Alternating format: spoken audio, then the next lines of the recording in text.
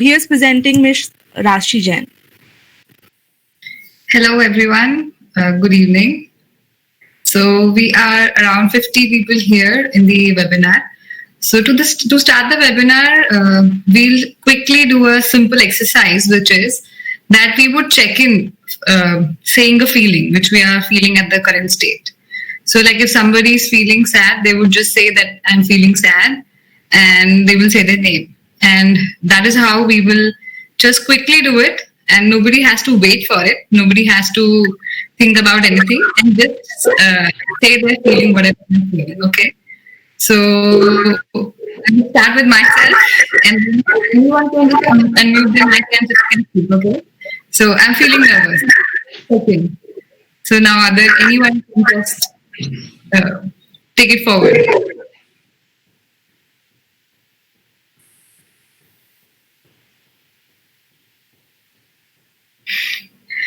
No one has to feel anything. Just say your friends and just go check in.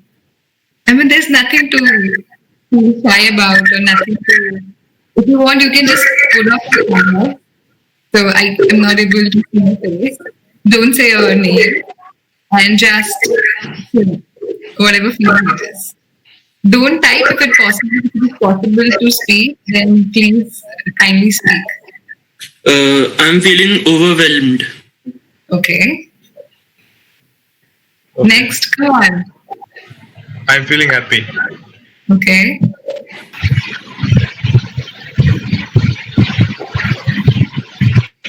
Anyone can go. Come on.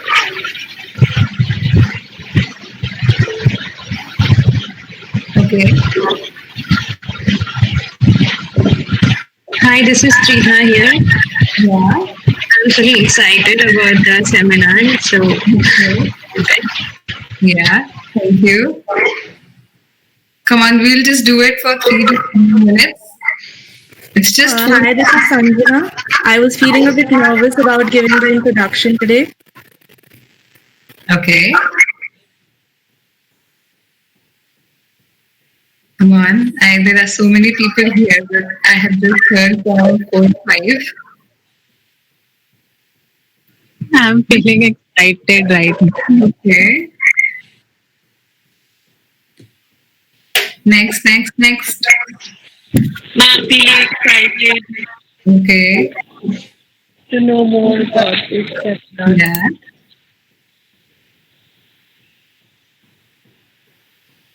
Okay, 2 more minutes. If anybody has to happen, just say the feeling. I mean, how we hold ourselves to even express a simple feeling, and we're unable to say that.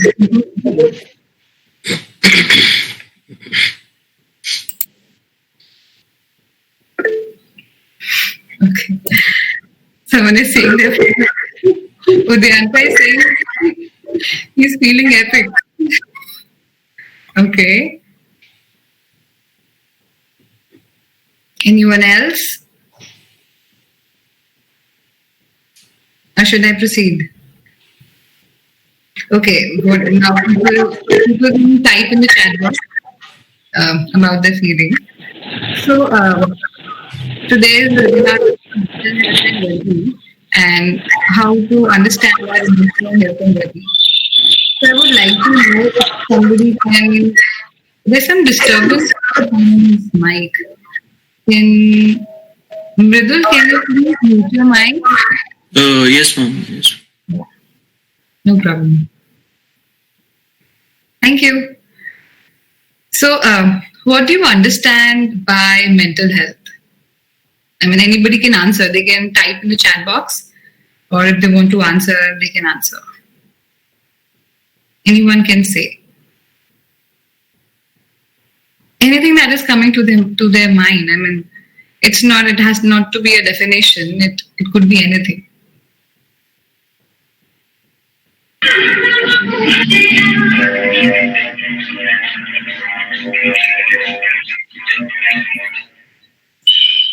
I think so. Okay. Okay, so then I would say, what is mental health? So basically, mental health refers to the cognitive, behavior, and emotional state of a person. So it is all about how we think, how we feel, and how we behave. In this sphere, emotional well-being plays a very important role as it is related to self. Emotions are always related to self, even if it is dependent on the surrounding or on the professional outlook, but it is something that only a person can undergo, which is emotional well-being. And it is basically how you feel about yourself, how you think about yourself, and how you react to situations. It is the ability to actually understand and respond to situations which are negative and positive. It can be both the situations. And many a times what happens is when there is a negative situation in our life, we are not able to address it, and we become so confused that we don't know what is happening with us. Our emotional state becomes very confused, and it starts going to a negative dream. So that is what is emotional well-being. So in the lockdown during this pandemic, what is happening is what is happening is because of the social distancing, and we are unable to meet humans. We are unable to be in a proper routine which we followed earlier since years. It has been impacted our mental health and well-being in 4 major factors, which research has shown. So the first is loneliness and boredom. So how many people are feeling lonely in this lockdown, if I may ask? Like, I was feeling lonely, so there's nothing to be shy or worried about it. We all can feel lonely, even if we are among our family members, our friends. Still, we feel lonely.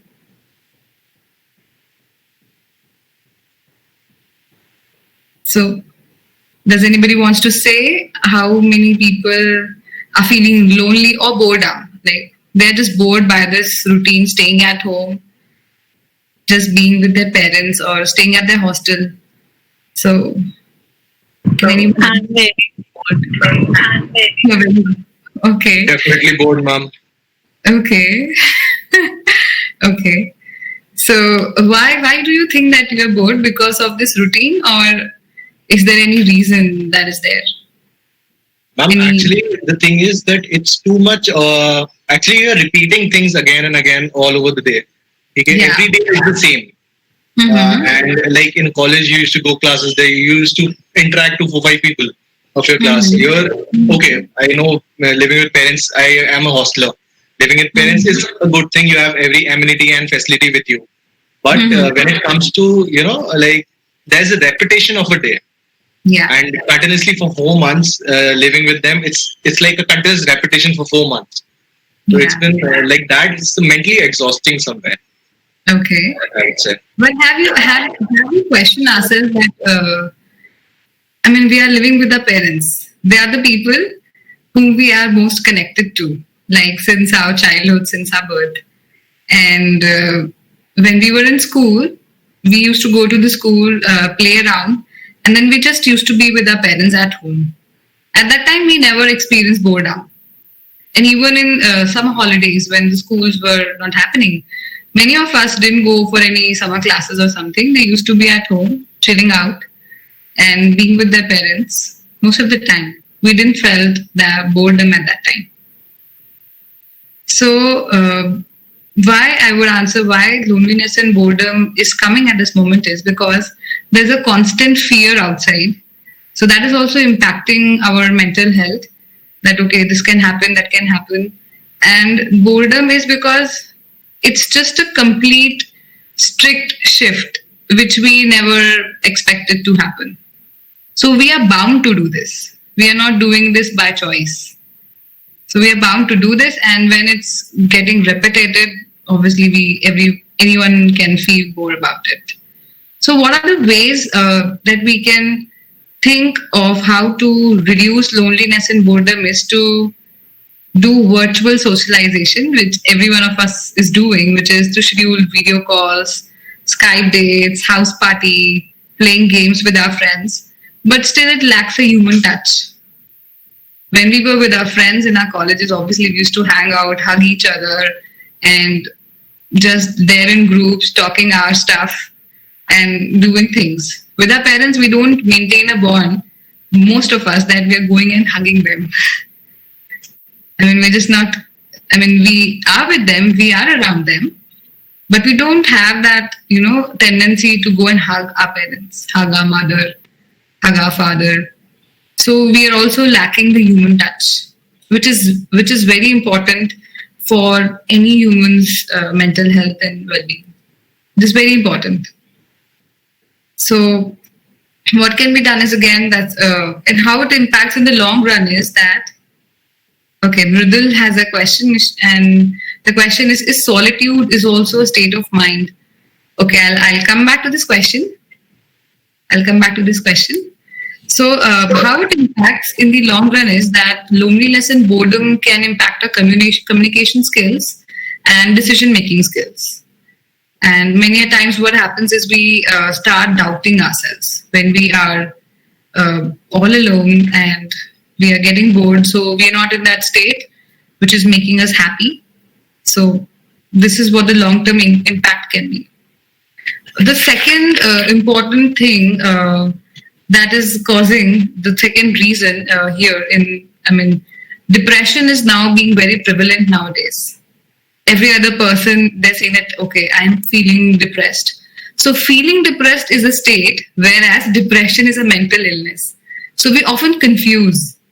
Like we say that, okay, I'm happy, I'm sad. We say it very casually that I'm feeling depressed. But there's nothing like feeling depressed. Actually, we are feeling very sad, and we relate it to that we are feeling depressed. Whereas depression is a prolonged mental illness, and it comes with a prolonged period of stress or anxiety.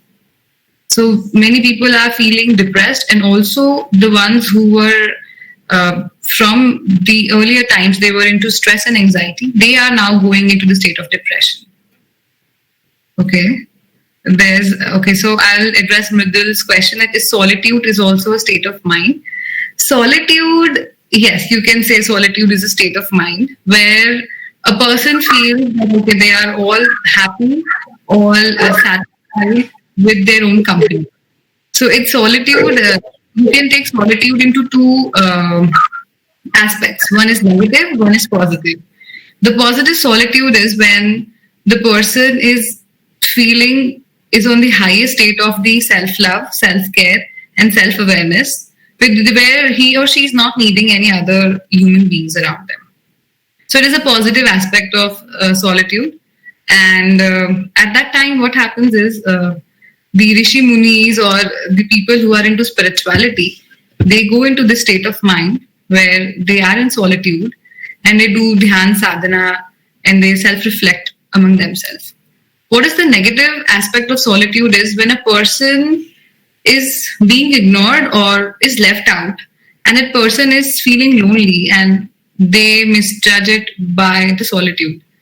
That solitude is not good. It actually takes you to the drain of depression and in the position of self-doubting themselves. That I'm not good for anything. I can't do this. I can't do that. People don't like me. People say this about me. People say that about me. So solitude is again two aspects. Okay, there's another comment or question. Okay, by Laksh. But as human beings, we like animal in zoo, which spend their life there. They also show mental illnesses. So we have to ask ourselves about it too. Your opinions. Okay. I mean, I didn't get this question, but I would answer what I am getting out of it is that yes, even animals have disturbed state of mind. Like if you see nowadays, I'm reading a lot of news in paper that dogs are attacking small children while they're playing in their neighborhood or in their colony. So why that is happening is because they're not getting enough food to eat. So when they're not getting enough food to eat, their mental state is obviously disturbed as they are hungry and starving since days. So they are attacking the soft targets, which is small children playing around them. So now what people are doing is they're taking strict action against them. And what they should do is actually just feed them. just give one chapati or some food, leave it outside their house, they would be all fine. So yes, even like any animal or anyone who has a brain can have mental illnesses. So even yes, animals do have mental illnesses and mental state of mind, and we are also the higher order of animal only. So there is no difference. Then Akansha has a question.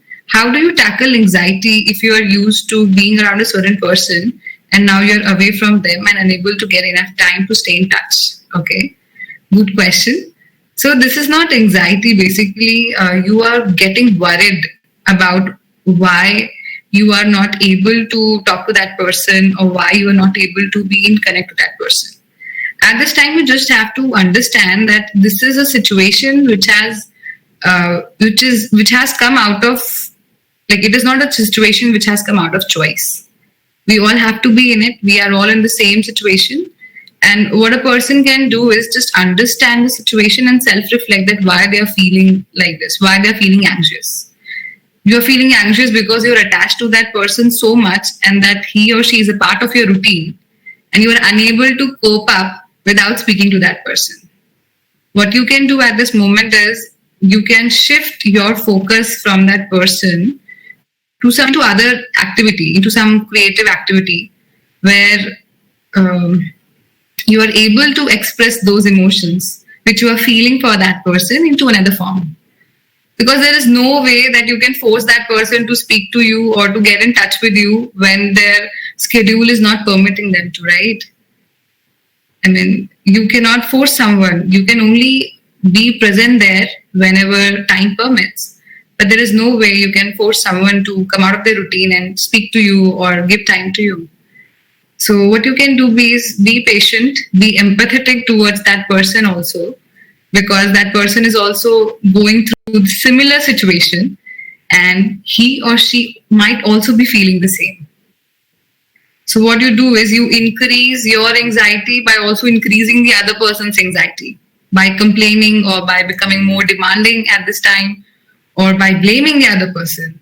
Like if I talk about relationships, I don't know if you were pointing out towards a relationship, but this is happening a lot.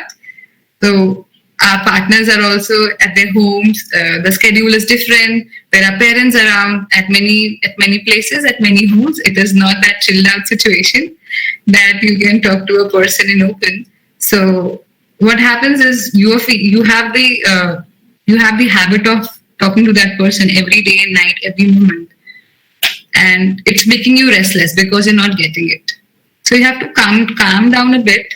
You have to self-reflect. And I would be telling you some exercises for reducing anxiety. And I think so it would help. And what you can do is try new things. Just go and take a walk. Talk to yourself. Give positive affirmations. But just be empathetic towards you and towards that person as well, because he is also or she is also in the same situation. So by complaining or demanding, you're just increasing more negativity. That's all you are doing, and which is of no use. Because we often doubt our partners that, okay, why he or she is not picking up my call? Is he not interested in talking to me? But it's not like that. Basically, the situation is such that, we are not sitting in that person's place. So we exactly don't know in what context that person is. It's very easy to blame or it's very easy to be demanding. It's very easy to say certain things. But what you can do is be understanding about the situation. That would really improve the relationship as well as the trust and bond as well. So be empathetic, be humble, be kind to that person, and they would find time for you if they feel that, you are not being a burden or not being a baggage on them, not being a thing that they have to do forcefully, So this is what I can suggest at the moment. And these times will end soon. So there's nothing like this is lasting forever. It is not lasting forever. So don't worry. So the second thing is that depression. I was talking about depression.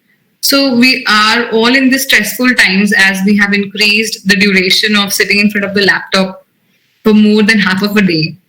And we hardly get up, do any exercise. We hardly do any other thing other than just sitting in front of the laptop for our work or for our college. So the stress levels cause a certain threshold. And when we cross that threshold, it leads to depression. And what exactly depression is how can you identify depression is, there are a few symptoms that you can actually identify depression, which is that you are sad most of the time. Even the surrounding is happy, but you are feeling sad. You lose focus in any activity. Then you also feel frustrated and irritated. Then you don't have any self-worth for yourself. You feel always that, I'm not good at this, I'm not good at that. I am not able to do this, I'm not able to do that. And, okay, so there's a question that I'll address. And also what happens is with prolonged depression, you also start getting suicidal thoughts. So just see if any one of you or anyone near you get these thoughts for around 14 days, then they should highly consult a therapist or a psychotherapist or a psychologist, because depression is something that we cannot address ourselves. Depression is something you need a professional help and sometimes also medication to slow down your mind and just, just help the person to be in a routine position. Also, if you have lack of sleep or you are sleeping excessively, it can also be a symptom of depression. If you are eating a lot, if you are not eating anything, that could be also a sign of depression. So for such issue, for such a thing, you can obviously go for a counselor or a psychologist or a psychotherapist. Udyanta is asking me that how to deal with the friend suffering from bipolar disorder. So I would tell you cannot deal with the person who is suffering with bipolar disorder.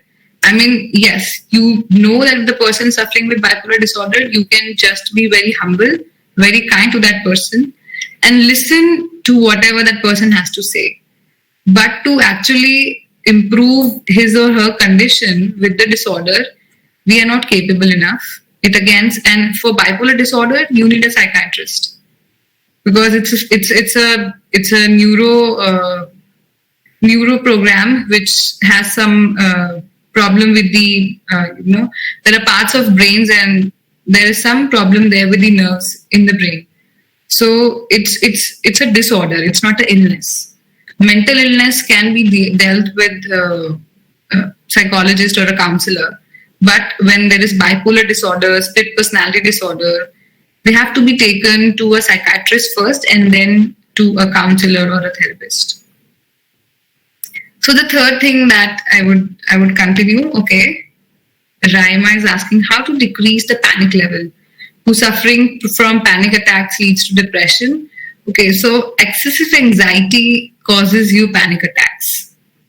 Excessive anxiety is the reason that you have panic attacks. And I think so it will not lead to depression, prolonged depression, but yeah, it could lead to depressive states. Sad states or states where you are unable to identify what is the emotion. But panic attacks is just because you have excessive anxiety. So I would tell you some of the methods later on to address panic attacks. Then if there is any other question, you can also unmute your mic and can ask. It's not necessary that you just have to write in the chat box. Okay. So the third thing that we all are experiencing is negative thoughts. So even a few days back, I just got a mild fever and I was feeling that, okay, I got coronavirus. Now I'm going to be isolated for 14 days in my room and it could turn worse and I don't know what can happen. So just because nowadays it's all the news of fear, all the news around that people are dying around us, people are in floods or people don't have food to eat. So it is also that what we are consuming is causing those negative thoughts come up in our mind. So the research shows that any negative event that has happened in the past has around 3 times more impact to a positive event. because whenever there is a positive event, we tend to forget the positive event very easily. But when there is a negative event that happens, the memory lasts for the time till we don't address that memory. Utkarsh, okay, how can we control our anger in these times? Like even the slightest things can make you angry or irritated. I would come. The fourth thing is after negative thoughts is anger and irritation. I would come there. Okay, how to deal with boredom in this lockdown? Also, how can we distract ourselves from electronic gadgets? I would say you should actually, just look around nature, just go for a walk. If you have your friends and family, be there, talk to them, discuss their childhood, memories of your parents, of what they did in childhood, how was their childhood, is there any incident that they remember? And it would actually create such a happy environment at home, because our parents always have this expectation that their child would sit with them for some time, talk to them, or also tell what you are doing these days, how the class is going on. Just tell them that, I'm feeling the schedule is very hectic, I'm unable to find time, and there is so much of work these days going on. Sit with them and just, because I would say as people are living in their family at the moment, this is what you can do to interact with humans. And also try new different things. Like I just started learning guitar by myself. It's been more than a week, but I haven't learned anything. But I'm trying. So just learn new things, or whatever hobby or activity you liked and you were not getting time, just catch on to it. Just cook food, do some artwork, play music, sing, dance, take care of your health, take care of your beauty, take care of everything. And nowadays what is happening is when we sit on phone, Instagramming takes around 4 to 5 hours and you don't realize that it has all been 4 to 5 hours that you are using Instagram or using Facebook or using WhatsApp. So following a schedule is a very important thing in our life and in every student life, I would say. Even if you want to achieve goals and you have certain short-term and even long-term goals which you want to achieve, schedule is the most important thing. So maintaining a schedule, like getting early in the morning or whatever suits you, doing some exercise, helping out in the home to do some activities, which is the daily chores, and then sitting for work. And so make your schedule according to your choice, whatever you like, and try to cut the electronic gadgets from your schedule as much as you can. And that is only it can help. Or do something very much interesting that actually shifts your focus from the electronic gadget to something else. So like I started feeding the dogs in my neighborhood, and that has taken so much of my interest. I get up in the morning, I call all of them, give them food, sit with them, be with them for half an hour. Then this happens 3 times a day. 3 times in a day. So I feel very rejuvenated. I feel that I'm very happy because obviously I'm doing a part of gratitude. And so it helps me. So I would take the next question after we cover all the 4 things. So the negative thoughts is, to deal with negative thoughts, I would tell you a very silly thing that we have also watched in some movies, is to take a piece of paper and take a pen. Write down whatever you have in your mind. Don't worry about any language, don't worry. Just write it down, whatever is coming in Hindi, in English, or even if you have to make abstract lines, just do it.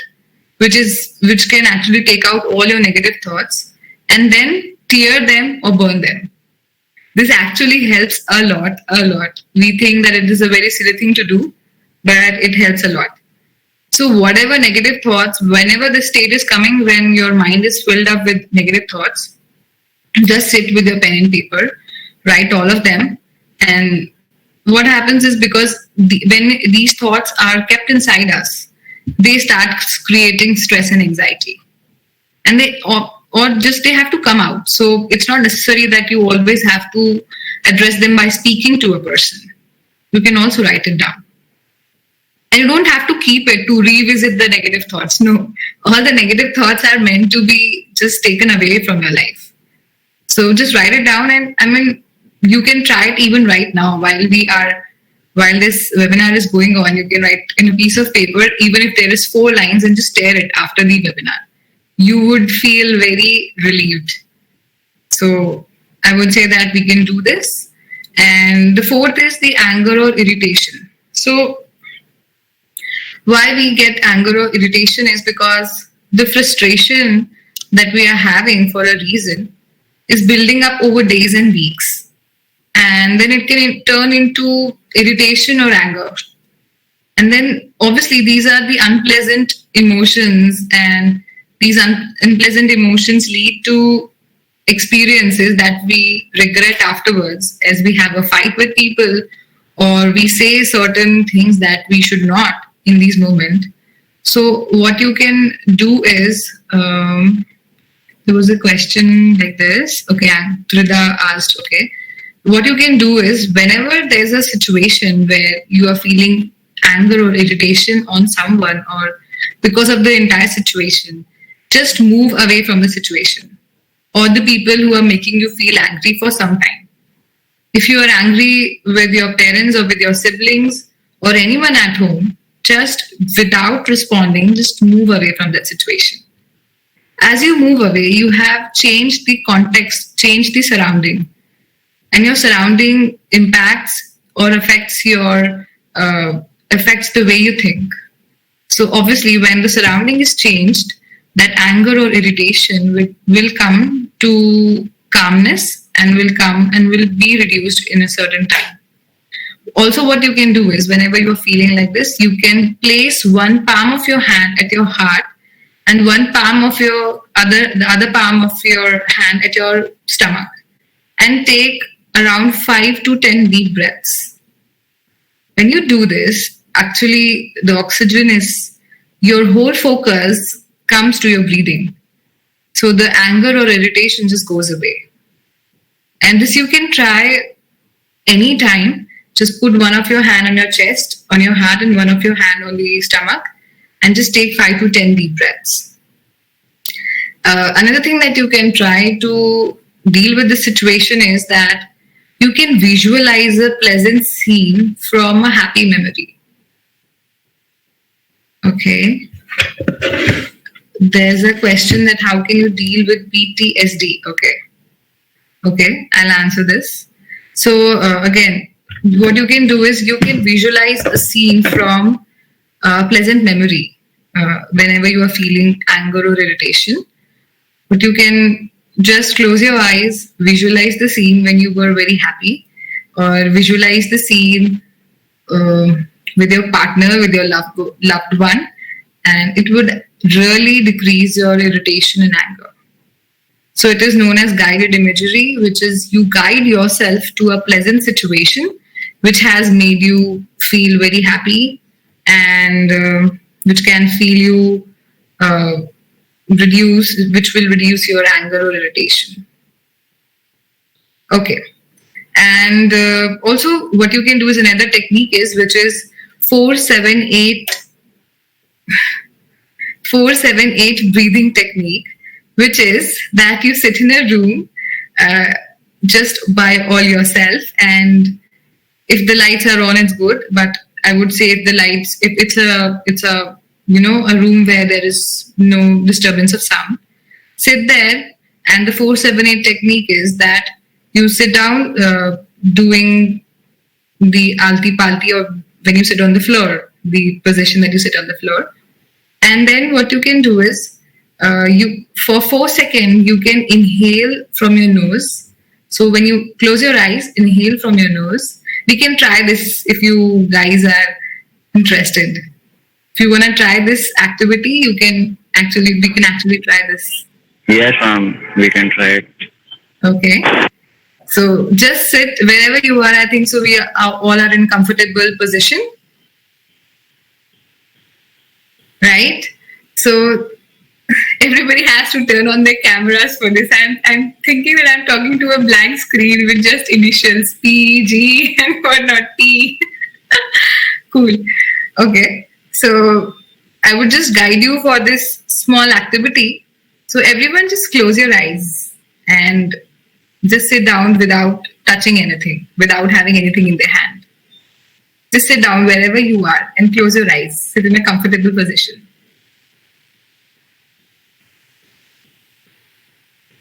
Okay. Now for 4 seconds, inhale from your nose. Inhale your breath from your nose. 4 seconds. Now for 7 seconds, hold the breath. Hold the breath. Don't have to release it, you have to hold it. 7 seconds, I'm counting.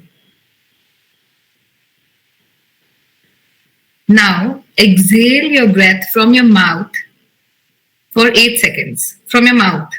It would sound like you are blowing off wind from your mouth. For 8 seconds, you have to do that. From your mouth. So this is a technique which is known as 4-7-8 breathing exercise, which can reduce your anger, irritability, and it will also improve the focus. What you have to do is for 4 seconds, inhale from your nose. For 7 seconds, hold the breath. And then again, you have to exhale from your mouth for 8 seconds. And you can do it for around 5 minutes. You would feel very calmed. You would feel very composed, and your anger and irritation would be reduced. This is a small exercise that we do in meditation and yoga, and it really helps a lot. So if anyone has any question, we can take the question. Otherwise, I would take this forward. Yeah. Okay, PTSD. Can you please tell me what's the full form of PTSD, Sanjana? Post-traumatic stress disorder. Okay, post-traumatic. So post-traumatic stress disorder can be addressed only by therapy because you have gone through a trauma, and any trauma or any kind of such experience which remains in your mind is something that can be, helped by a professional. Also, I can suggest you something which I've also learned how to deal with PTSD is whenever just sit and see whatever the situation was when any incident happened which has caused you trauma, right? So I would give you an example. Something happened with me 7 years back which caused me some trauma. And I thought that, okay, I didn't address it. And I thought, okay, it has gone. But recently that the whole incident, the trauma was caused by a person, and that person contacted me. So the trauma, also the feeling, the experience just became live. And I was feeling very sad, very emotionally disturbed at the moment. What you have to do is, when you see yourself that you have gone under some trauma, is just close your eyes and sit in a place and just see that, from your current state, try to look at that traumatic state. It needs certain guidance while doing this. This is a form of therapy. So when you have gone through the trauma, so your current state is very empowered, very powerful, because you have passed that trauma. Like, you are still alive, you are still there existing. What you can do is, from your current state, look at the state when you undergone that trauma. And you have to take out yourself from that entire situation, the entire context. So like if I would say, Sanjana, I'm taking your example. So it has nothing to do with you. I'm just taking your name. Okay. So if Sanjana has gone through something, at this moment, Sanjana is alive. Sanjana is doing fine, doing good. What she can do is she can sit and whatever happened with Sanjana, it happened years back. So this Sanjana can actually close your eyes, can meditate, can self-reflect to the entire context which happened earlier, and you are not in that context. So this Sanjana is out of that context. You can look at the entire situation with a third eye perspective. So you're not in that context. And then you can see what is actually happening with you at that time. What are the emotions? What is the little Sanjana 3 years back was going through at that time? When you do this, you would actually become aware of what happened with you, what were your emotions at that time, and how did you want it to react at that situation, right?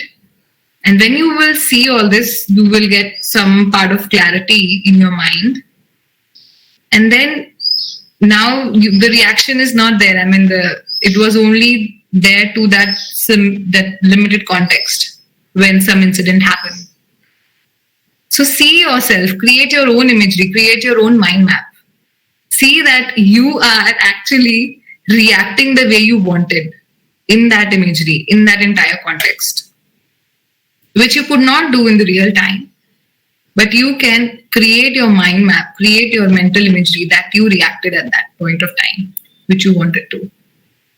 So that would actually, give you a lot of help with dealing any kind of trauma. Or if any person wants me to guide them for any kind of problem which they have with stress, post-traumatic stress disorder, they can contact me.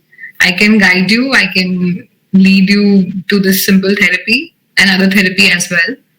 And yes, it could be dealt. There's nothing that you cannot deal with. So it's just that we are afraid, or we don't find us capable to deal with certain situations.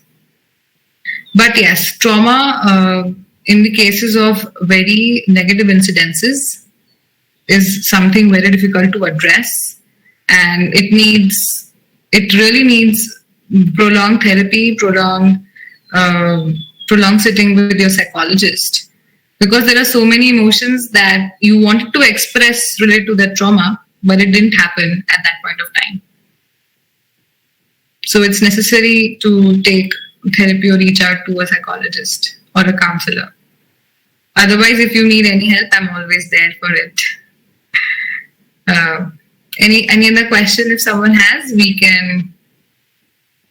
Appetite due to stress and bulimia nervosa. Okay, Akansha, you've asked this question. What is bulimia nervosa? I am not very much. It's like a sort of a eating disorder where you binge eat, and then suddenly you realize that you've eaten a lot, so you over-exercise or you throw up.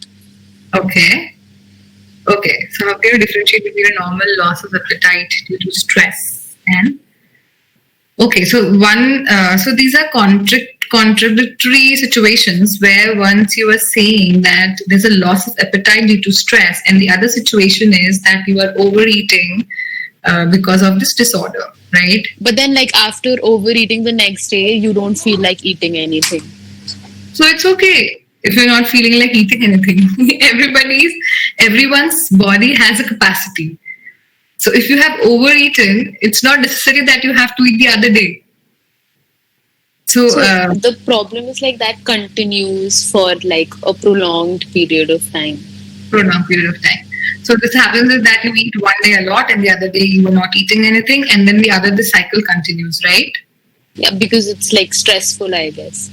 So I think so. The problem is not with your eating habit; it is with the stress. So you have to identify that what is the reason that is causing you stress. So this is your cope-up mechanism. You are eating a lot because of the stress, and then because your body becomes full, you cannot eat the next day because you've already consumed the diet of the next day as well. So this is not an eating disorder, but this is a cope-up mechanism that you are having with stress. So if you would recognize and acknowledge the point which is causing you stress, then you can work on that thing. Otherwise, this will continue because this is the response that you are doing to cope up with the stress. So I would say just identify what is causing you stress. What you can do is also, I can suggest you a very simple technique for this. Whenever you are feeling stressed, write it down, what is causing you stress. And question that stress until it comes to an end. Like if I would say that I am feeling stressed because I have to be on screen for a prolonged amount of time. Now question that stress why. So then that why has an answer, because my classes are going on. So then you will again question why. So then again there would be an answer, because you are a student in the university, and you will again question why. I'm giving you an example which is very real time, but if this is the situation, then sometimes you have to accept the situation. Like, I don't have any alternative to not attend the online classes. What I can do is I can request the officials to record the sessions and watch according to my schedule or according to my comfort. Otherwise you have this situation of stress, write it down and question it until why. You will get 5 to 6 answers for it, and it will come to an end. And that end is actually what you need to address. And if I would know what's the reason of stress, then I can guide you better for it. Otherwise, this would help you. Just try it out. Okay, Nikita is asking me how to deal with breakups, stress, and this pandemic situation together. Okay, Nikita, I'll tell you how to deal. So, I would take each one of the 3 things separately. Breakup is something which you cannot deal in a very short amount of time. You are attached to a person for around 10 years, 3 years, 4 years, months, or even certain days. You build an attachment, you build an emotional connection with that person. And when there is a complete cutoff with that person, obviously there was a relationship when you were caring for that person, the person was caring for you. There was a transaction or exchange of feelings, exchange of words, exchange of emotions that made the entire relationship.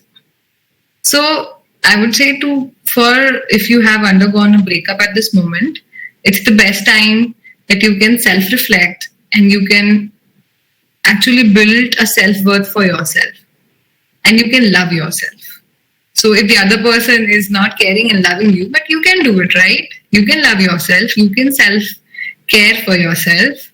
So it will take a long amount of time. You cannot deal with any breakup or any separation in a matter of certain days. It takes so much of time to build a connection, so much of time you have invested in the relationship.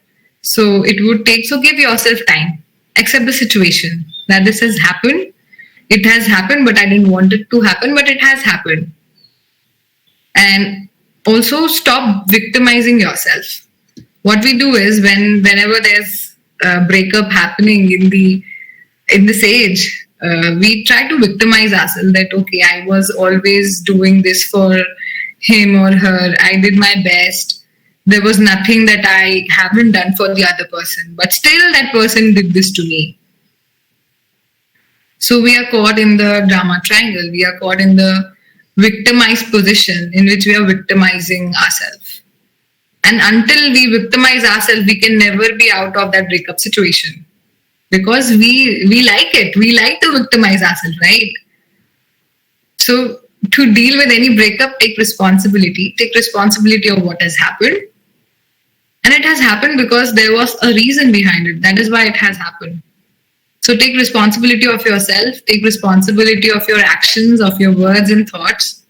So once you do it, you stop victimizing yourself, you will be with time out of that breakup. And I think so the breakup is causing you stress, and the pandemic situation is causing you more loneliness. So it's increasing everything. I mean, it's increasing the entire negativity, the loneliness and boredom in you. So just try to, at this point of time, just try to deviate your mind whenever you have such thoughts. whenever you have thoughts of loneliness or of that relationship, of the past things that has happened, try to just deviate your mind. Watch a lot of movies, talk to people, or do some art, listen to music, write if you are fond of writing. And yes, to deal with breakup, stop victimizing yourself. Even if that person has done wrong to you, it's okay, take responsibility. Take responsibility of what that person has done. It's fine. You cannot now blame that person or punish that person. I mean, that is not going to help you. You are again caught in the drama triangle, and that will continue for again so many months that will cause harm to you only and your mental health and well-being. So better, if such is a condition where there is a lot of negativity, just cut the situation, cut the crap, which we say, cut the crap, get out of that shit and take responsibility. And if that person, and it's just because of the lockdown or the pandemic situation, the breakup has happened. So as the condition will improve, as the pandemic situation will end, I think so the situation might get better in your relationship. I guess so this answer your question. And Rashim, can I ask? Yes, Irfan, definitely go forward. Yes, actually, this is a very serious issue, and no one is talking about this. Actually, what was there with me 1 year back? Well, I was in sort of depression, and what students do usually, in their college life, cause they meet every kind of people. So I mean, same thing happened with me, and some people suggested me to do cigarettes, alcohol, and smoking weeds, and yeah, I do that. But ultimately, that never gave me a solution. So the worst thing was that ultimately I was addicted to all these stuffs. So right now the main point is actually my sister took me out from all this situation and some of my close friends. But it's hard to counsel our friends who are suffering through this. And so I just want to know, I mean, what can we do for our close ones so that they may not go into all these things and all? Because it's really very tough to leave all this after going through this. Yes, definitely, Irfan. I would address this question, and it's a very relevant question. Whenever we are going through any negative things or negative emotions, we try to escape from it. And all these things are escape. Smoking, drinking, and like doing all sort of nasha, whatever, all sort of intoxication is just an escape. Correct. Right? And it is very temporary. So what happens is when you do any kind of intoxication, you actually lose control of yourself, you lose your mind. So those thoughts, those negative thoughts, either they become very highly aggravated or either they are suppressed. These are the two conditions which happen whenever you do intoxication. If these negative thoughts become very highly aggravated, what happens is you cry, or you say certain sort of things, or you express those emotions to the people around you. But that too not in your stable state of mind. That is a state of mind which is there just because of the intoxication. Or either it gets suppressed. So you don't address them and you feel happy and you are trying to cheer yourself with that intoxication. And so both of these states give you a sense of relief. It's a sense of relief. It's not relief, it's a sense of relief. So you keep on indulging yourself, indulging yourself again and again into it. And what people around you or the friends, what they say is, okay, sab chalta hai bhai, you should do this. It actually right. This happens. Lot of comfort, but it actually does not give any comfort. Actually, right. It is increasing the negative thoughts, it is increasing the negative emotions as you are adding on to them every day. You are going Actually, in. yeah. You're going in that. Actually, the problem is, yes. I mean, where the youth, these kind of people, they just say कि अरे भाई यार एक joint मार ले कोई नहीं अच्छी नींद आ जाएगी भूल जाएगा. So these things at I'm in starting for the one who is quite depressed or the one who is going through stress. So for him, this thing is like okay, fine.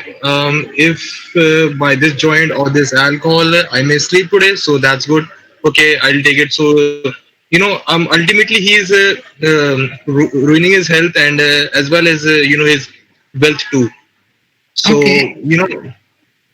so these type of people they have another type of mentality, I guess, because I have been through all this. Okay. Yeah. Okay. I would first of all, I would like everyone there present to question that whenever such any negative or positive event happen in our life, why we go towards even celebrating it by taking all these taking all these intoxication like smoking, drinking. Why in parties we drink, or even if there is a negative state, why do we think or moving towards consuming alcohol or taking weed or doing excessive smoking? It's because you need to question all this, why we do that.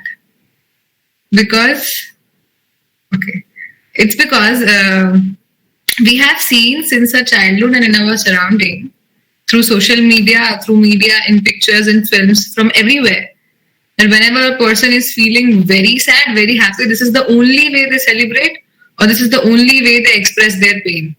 It's not like that. It's not at all like that.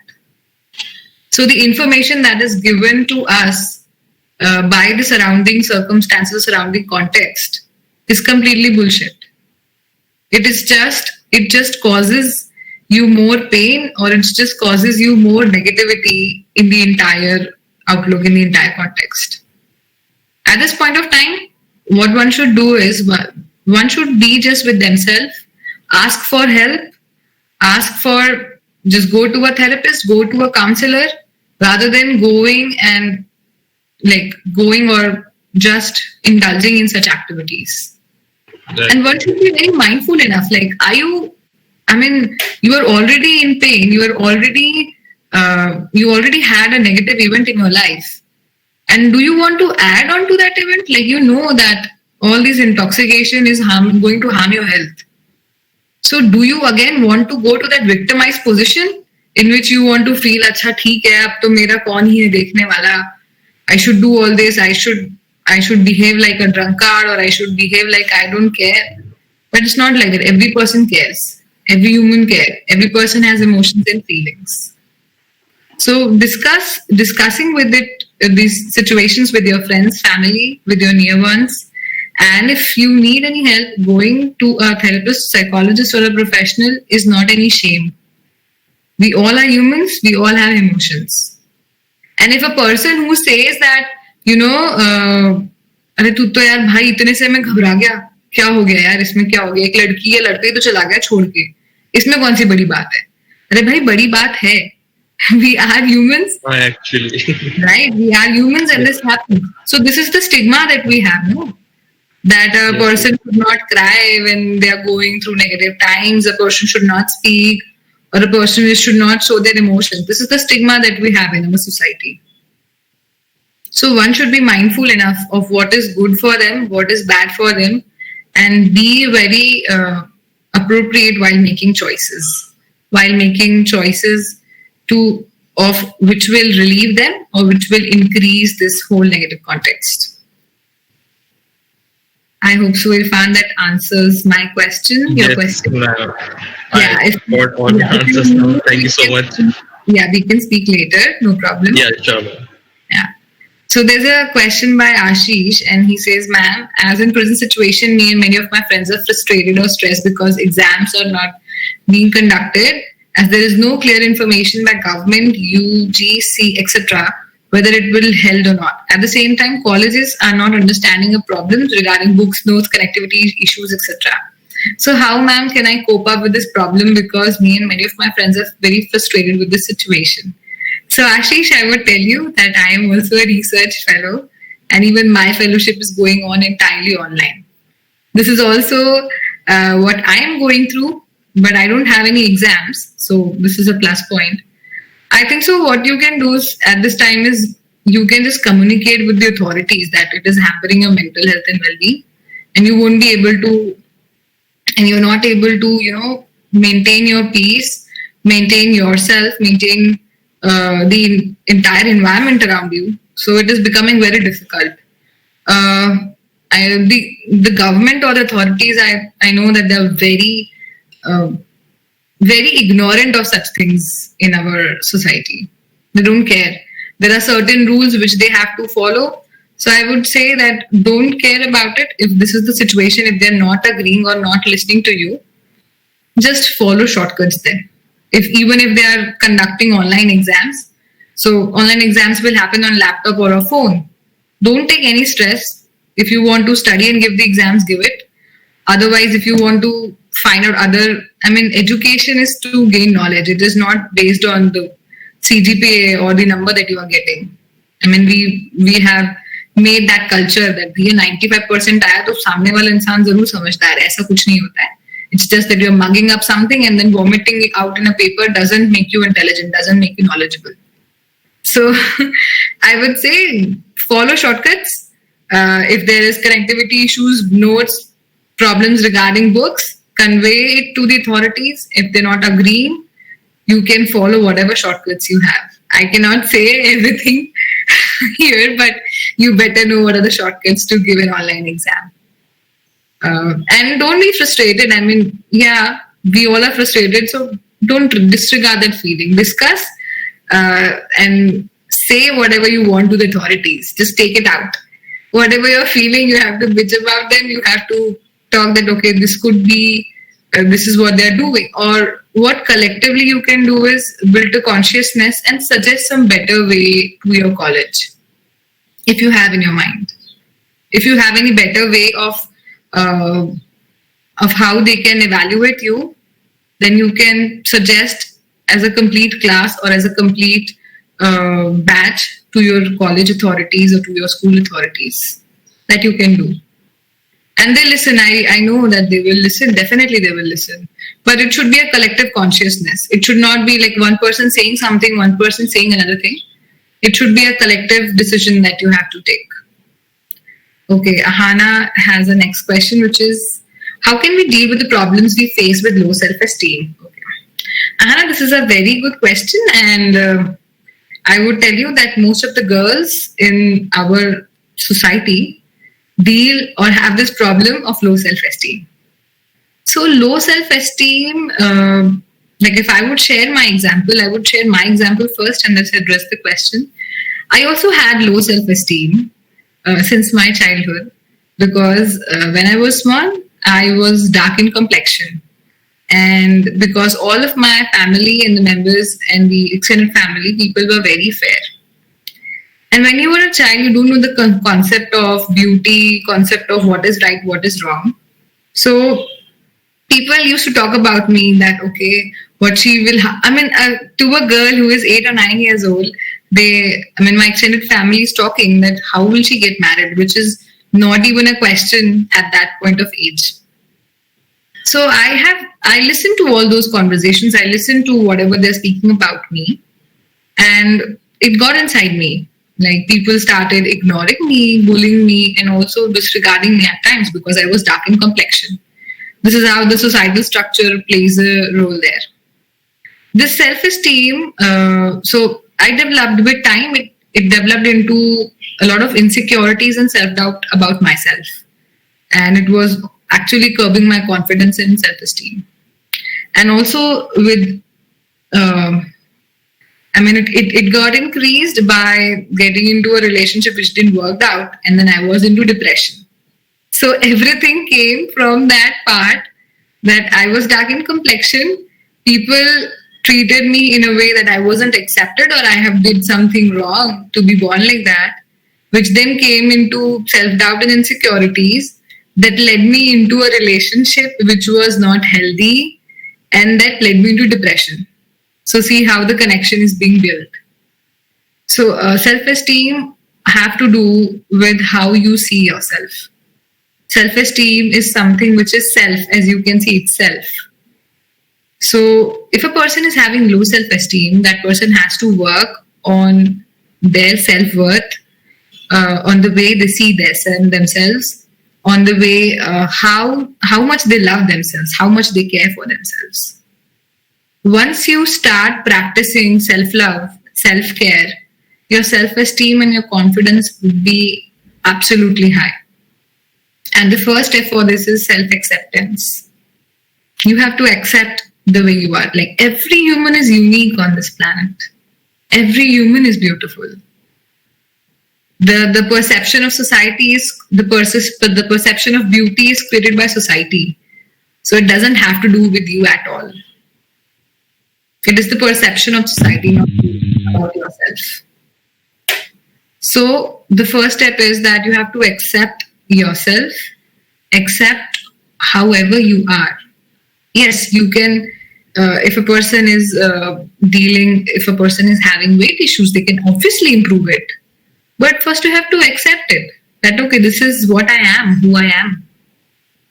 And then practice self-love. How you can practice self-love is just saying or giving positive affirmations, just giving positive affirmations. Stand in front of the mirror every morning and just say that I love that person there. I love myself. Or, I am so beautiful. Just say positive affirmations. Initially, it would be very difficult. Initially, it would be very difficult to say such positive affirmations standing in front of the mirror. But with time, you would proudly say that you love yourself. You would proudly say that you care and you accept and you are beautiful the way you are. And also cut down all the negative persons from your life, negative environment from your life. Take responsibility and cut them out. If a person is saying or speaking bad about you, cut that person. That person is not needed. And if that person is someone very close to you, maybe someone living in your family, just don't care of that person is saying. Don't have to care. Don't have to care at all. That person is saying, once you stop giving any response, that person will stop saying anything to you. That person is saying just because they want you to respond on those words which they are saying. And they are getting happiness, or their intent is complete. They are wanting to harm you. That's all. Stop responding. One day will come, they will stop saying and they would realize what they are doing with you. And okay, then Trida is saying it is all because of the society, I guess, because it's them who have created such levels of beauty. No, nothing is wrong at all. Every person is unique, I would say. So who is society? We are society. I am society, you are society. Your parents are society. So if you have to bring any acceptance, any change, that you have to do with self first. It starts with self, then it extends to your family, then it extends to the outer circle, extended family, and then it goes to the larger part of the society. So, yes, okay. Utkarsh is saying, ma'am, self-love is very necessary, but with obesity, is self-love the right thing? Like, understand people are bullied and that affects your mental health. But living with obesity with self-love is not the solution, according to me. Because if you cope up with the bullying, then the health problems related to obesity would harm even more. So, Utkarsh, I would say sometimes obesity comes, even if people are having problems like thyroid, people are having certain issues with, like if girls are having certain issues with their menstrual cycle, and it's not in their hand completely at the time, okay? So, it's not their choice that they have become or they have gained such amount of weight. So it's not in their hands. They can obviously work to improve the condition. They can obviously, and people do take medication, do consult doctors. But it's a long amount of time which takes. It would take 1 year, 2 years, 3 years. At that time, what you will do is to not love yourself and just be vulnerable to the people around you. I don't think so. It is something. If you accept yourself, even people bullying you will feel ashamed, man. And I am giving you an example with my personal experience. People bully you only when you get bullied. Once you are in that situation, in that state, when people bullying you doesn't affect your mental state, doesn't affect you in any way. They will stop bullying because you are not getting affected by what they're doing. So they will not give up their energy in a thing which has no response, no reaction.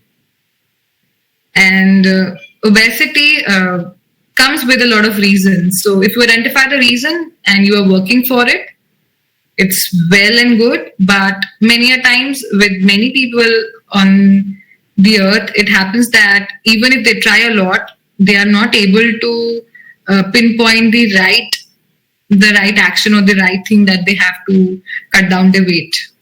So there are many reasons for it. Obesity is not a simple thing that it just comes because you're not exercising or you're eating more. No, it has a lot of reasons to it. Believing ourselves has come down in this generation and accept what others say. What advice would you give? Okay. Yes, I would say that believing ourselves has come down in this generation because this generation is dependent on others only. They are dependent on social media, that they will put a picture and they then compare themselves. They then, they measure their beauty, they measure their personality by the number of likes, number of comments they get on social media. So that is something I've seen a lot of, even my younger cousins, they put a picture there, and if they don't get 500 likes, they feel sad. They feel sad, oh, 500 like bhi nahi aaye meri picture pe. I mean, that's social media. That's a virtual world. That's not a real world that you are living in, right? So I would give you an advice that accept yourself the way you are, believe in yourself, believe in whatever dreams you have, and don't compare yourself with any other person. If you stop comparing, half of the problems are solved. You are unique, man. A person have to become a doctor, become a lawyer. You have your own dream. A person wants to become a teacher, so what's wrong in that? A person can become a teacher. Teaching is a noble job, giving your knowledge to some to the kids or to the people around. So this is all the constructs of society. So yeah, so you have to make your own belief and your own values. That will actually, give you yourself confidence. Like, even if people don't believe in your values and belief, but you have to create your own value system, your own belief system. And that happens with time, that happens with practice, that happens when you become aware about many things in the society, in the world. So then it would eventually happen. And self-acceptance is something which this generation lacks a lot, because everything is virtual in their life. Everything is how people are treating them, how people see them. They don't see themselves, no. We are very afraid to see ourselves. We feel as if, we have done such a wrong thing, or we are, demons on earth, I guess. So that's why we are able to see ourselves. So to see ourselves, people should practice self-reflection to increase their awareness and consciousness about themselves. We all are humans. No one is perfect. We all have negative parts. We all have positive parts. But what a single person can do for themselves and for the society is to be aware how they respond to others, to be aware of their words, of their actions, and to be humble and to be empathetic towards everyone, towards themselves and towards everyone around them. So, if a person is not just a person dealing with self, they're also dealing with the society in larger. So you have to be also empathetic with the ones whom you are dealing with the ones whom you talk every day, with your friends and with your families. So I would like to conclude this session with a single small exercise, which is expressing gratitude all of us, 49 people, have to unmute their mic and express gratitude or express something which they are thankful for, and then leave the session. So yes, this is a person expressing gratitude. They can stay in the session or they can just leave the session. So the last person would be me, who would be here on the screen, and I want to listen everybody's expression of gratitude. If there's any question, I can take the question, but this is how we would conclude is by expressing gratitude. Come on. I mean, you have to speak. I also want some kind of, human touch. I want to listen to your voice. I'm speaking since more than an hour, and now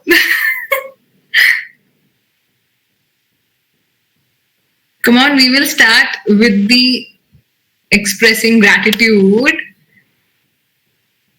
I would request you. I mean, why this is so difficult, man? When I start rushing, man. Yes. Thank you so much, Irfan.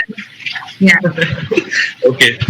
So I am very thankful to have a senior like you, and my sister, and you're doing a great job. So just continue it like this. And this was a very wonderful session. Thank you so much, Irfan. All the best, ma'am. Thank you. All the best. Thank you so much. Yeah. Thank you. And ma'am, you are a wonderful senior too. Thank you, Irfan. Yeah. It means a lot to me. Okay. Hashtag architecture students. Yeah. Come on, guys. It's not necessary to thank me, thank to the universe, thank anyone you want, but express your gratitude. Okay, ma'am, I would like to say something. Yeah. Like, in this situation, in this tough situation we are going through, like pandemic, so I'm thankful that I'm still safe and I'm healthy. So I'm thankful for that. Okay. Thank you, Vida. Thank you so much. Okay, next. Gratitude actually makes you feel very, very contented and satisfied, even for a moment. So how much you give is that much you receive. So it should be a daily exercise that we should all express gratitude. Okay, next. Guys, come on. Such a simple thing.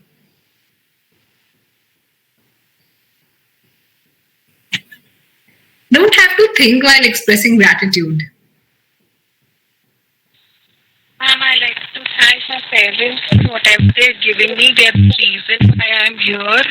And I'd like to thank Team Legal Vidhi for organizing such an interactive session today. Okay. Thank you. Thank you so much. Come on, next. I mean, it's very, I would say the person who express gratitude, they feel much better, and that is how much they receive. So it's a daily thing that one should practice. Okay, Akash is saying thanks a lot for such a fruitful session. I am thankful to you to attend it. And Srijita is saying thank you, ma'am, for such a wonderful session. It was inspiring. Thank you so much. Thank you so much for all the comments. Nikita is saying thank you very much, ma'am. This was actually needed. Okay, so I'll be saying thank you so much, ma'am. Anyone else, if they want to go? Thank you all. Thank you for your comments. But anyone who wants to express anything other than this session, yaar, come on. Like, I am thankful to the entire universe that I'm alive. I'm very happy about my friends who helped me during this time, especially during this pandemic time. Like, I called them and I repaid them. Okay. Thank you, Shafia. Anyone else? Laksh is asking, thank you, ma'am. How can I work with you? You can take my contact from Shafia and we can speak on that later. Suchita, thank you for your comment.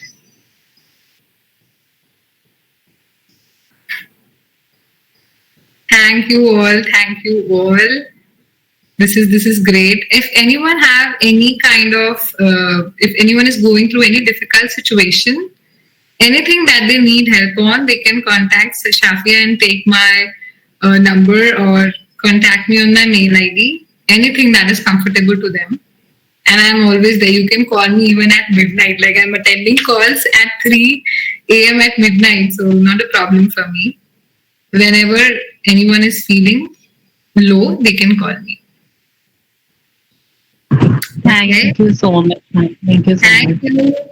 Thank you, Sanjana. Don't you want to express any gratitude? Ma'am, I'm very grateful and thankful to my friends and family who have been there for me during this pandemic, especially to my family. I got to spend so much time with them after so many long days, and there were really nice moments with them, and we really got together this period. Yeah. Thank you, Sanjana. Thank you for expressing your love. Thank you. Okay, so Pekham is saying that the breathing exercises have to be done daily because it's a process and that helps in overcoming anxiety. There are other ways as well. If I might know the reason a person is going through anxiety or stress, the exact reason, I can guide them or can tell them better exercises. But these are some general exercises that I have told today. Okay. Loknath, thank you. Thank you, Shabina. Okay. I would express my gratitude for Legal Vidhi to host me and let me conduct this session. I'm thankful to Shafia and Sanjana and all the entire team, Shalini as well, to coordinate with me and make this session a great success. And I thank the entire universe that I'm alive and I'm happy and I'm safe. Okay. Lakshya, I read your so he's saying I'll express when I will work with you. No problem. You can take my number and contact me. Okay. Bye, guys. Stay happy. And if you need any help, do reach out to me. Bye. Thank you, Shafia, once again. Thank you, Legal Vidhi. Thank you for giving. No problem. Thank you, ma'am. No problem. Anytime. Bye. Bye. Bye, ma'am.